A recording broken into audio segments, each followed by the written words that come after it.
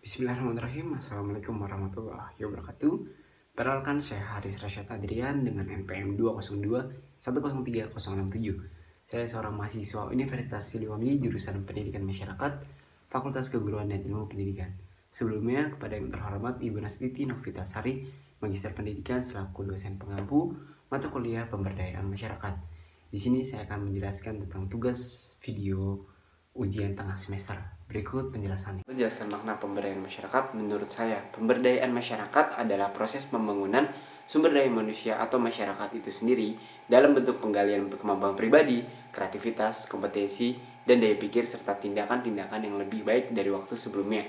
Jadi teman-teman, pemberdayaan masyarakat sangat penting dan merupakan hal yang wajib untuk dilakukan mengingat pertumbuhan ekonomi dan teknologi yang demikian pesatnya belakangan ini akan sangat mempengaruhi kemampuan tiap individu dalam memenuhi kebutuhan hidupnya.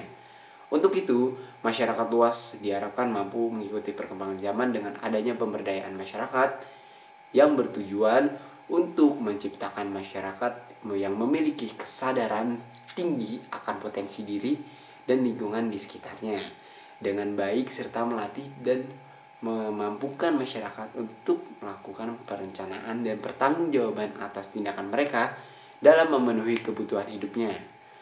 Kemudian teman-teman ada di soal nomor 2, itu soalnya pemberdayaan masyarakat mempunyai tujuan untuk membantu masyarakat agar dapat membantu diri sendiri. Jelaskan filosofi dari tujuan tersebut.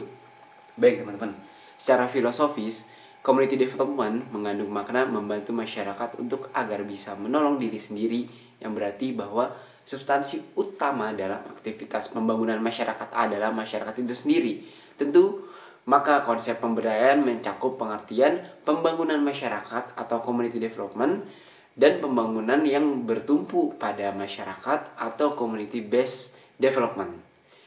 Community development adalah suatu proses yang menyangkut usaha masyarakat dengan pihak lain atau di luar sistem sosialnya untuk menjadikan sistem masyarakat sebagai sistem masyarakat atau sebagai pola dan tatanan kehidupan yang lebih baik, mengembangkan dan meningkatkan kemandirian serta kepedulian masyarakat dalam memahami dan mengatasi masalah dalam kehidupannya, mengembangkan fasilitas dan teknologi sebagai langkah meningkatkan daya inisiatif pelayanan masyarakat. Soal nomor 3 ada sebutkan sikap apa saja yang harus dimiliki oleh fasilitator pemberdayaan masyarakat. Jelaskan. Baik teman-teman, di nomor 3 ini ada 3 sikap yang harus dimiliki oleh fasilitator. Yang pertama, menghayati, meyakini, dan menyukai.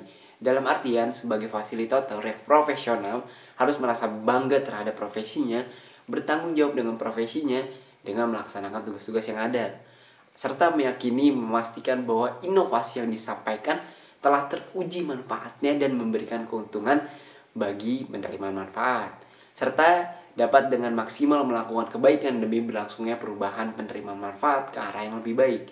Sikap yang diharapkan dari penerimaan manfaat yakni sikap yang terbuka atas inovasi-inovasi baru, sikap mau belajar, menyukai perubahan demi perbaikan, kesejahteraan masyarakat dan lingkungan.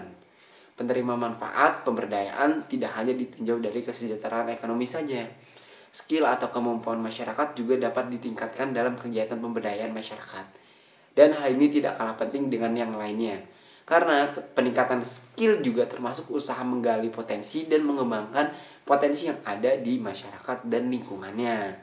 Hal yang dapat fasilitator lakukan salah satunya adalah memfasilitasi masyarakat agar mau dan mampu agar bisa mengenali potensi diri dan lingkungannya.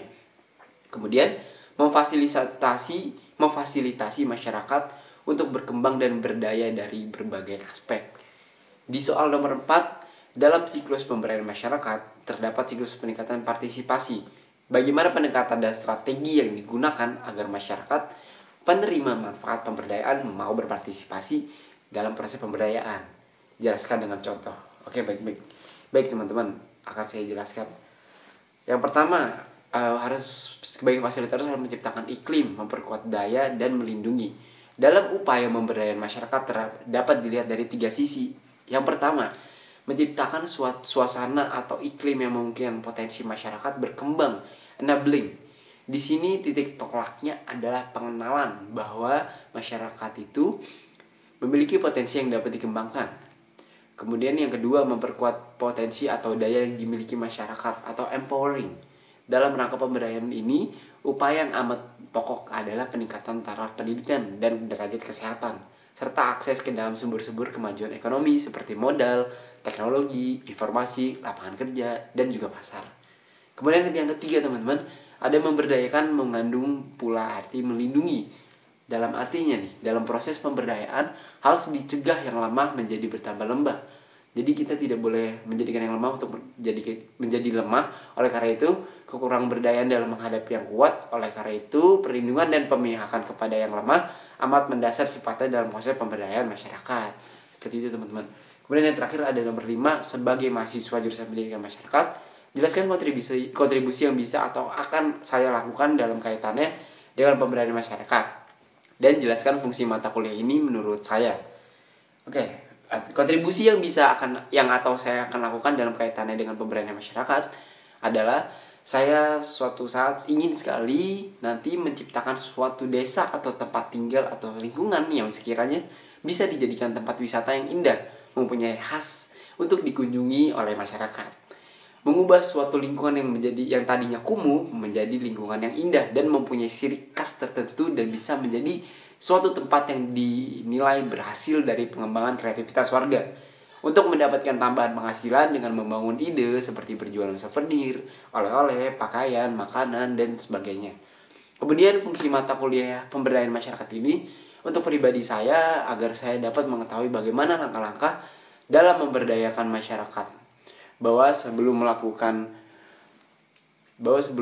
pemberdayaan masyarakat maupun sesudah melakukannya, agar kemudian hari saya dapat paham nih bagaimana cara saya bersikap sebagai fasilitator, seperti cara pendekatan dan juga strategi yang digunakan agar masyarakat menerima manfaat pemberdayaan, mau berpartisipasi dalam proses pemberdayaan. Dengan adanya mata kuliah ini akan membentuk pengetahuan saya dalam dunia pemberdayaan masyarakat dan bisa digunakan kelak ketika waktunya. Baik teman-teman, itu yang dapat saya sampaikan. Terima kasih. Mohon maaf apabila ada kesalahan. Wabillahi taufiq wal hidayah. Wassalamualaikum warahmatullahi wabarakatuh.